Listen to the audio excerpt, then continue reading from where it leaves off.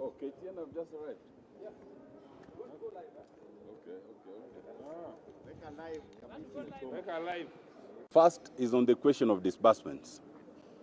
As of 9th January 2024, which is today, no single constituency has received a single cent of the NGCDF funds. None of us here have received no single member of parliament. By now, CDF allocation should be 35% of the, on bursaries, should be 35% of the CDF allocation, which translates to about 18.5 billion. No single cent has been disbursed in this respect, with the consequence that there are many pupils and students who are stranded all over this country. As we speak, CDF allocation for the year should be 63 billion shillings. Because we are in the third quarter, by now we should have received at least 75% of this money, which translates to just about 46 billion. To date, as of this date, no single amount has been received, despite all sorts of utterances that you may have heard elsewhere. So these false statements lead citizens to think that MPs have received money and they are sitting on it. We want to make it clear that we have not received it, and we urge the government to immediately release this entire amount of CDF allocation that we ought to have received.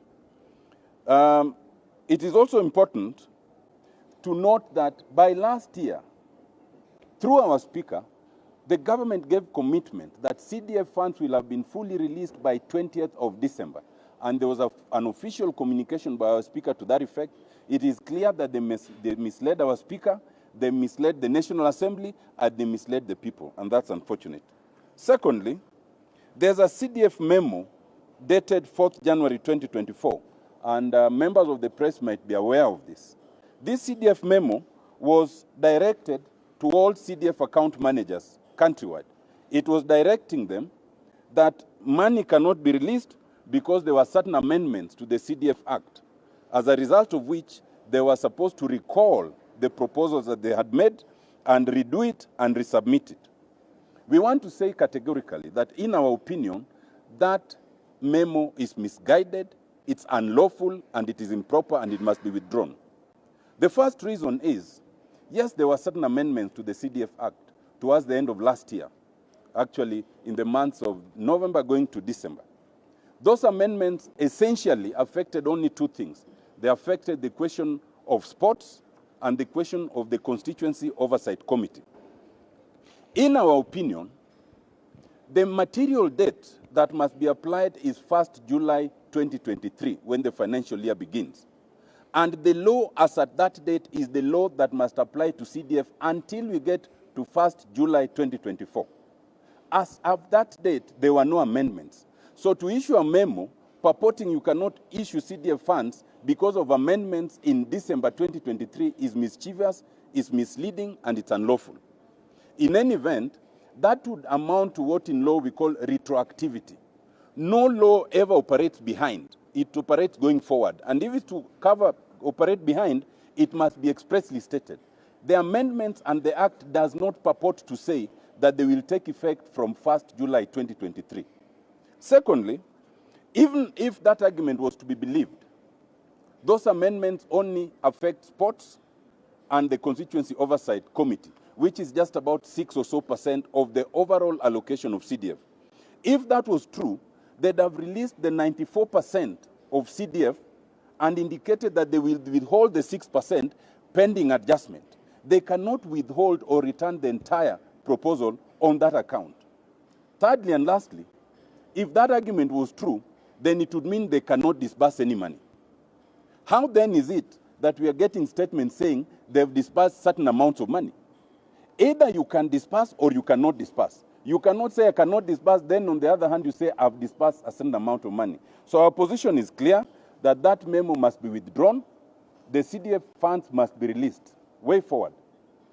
As a bipartisan team comprising all members of the House from both sides, we demand that the entire allocation of CDF must be released within 7 days as is due. And if that is not done, we will call for a special sitting of the House. When we call for a special sitting, secondly, We will then draft appropriate motions against the CS Treasury and against the CDF board or any such other entity as we may determine at the time. Thank you. Mmeona leo hapa hakuna uzo ya Kenya Kwanza, hakuna uzo ya Azimio. Nyuzo zote ni za Wanakenya. Na sisi ni wabunge ambao tuna represent every constituency katika nchi yetu ya Kenya.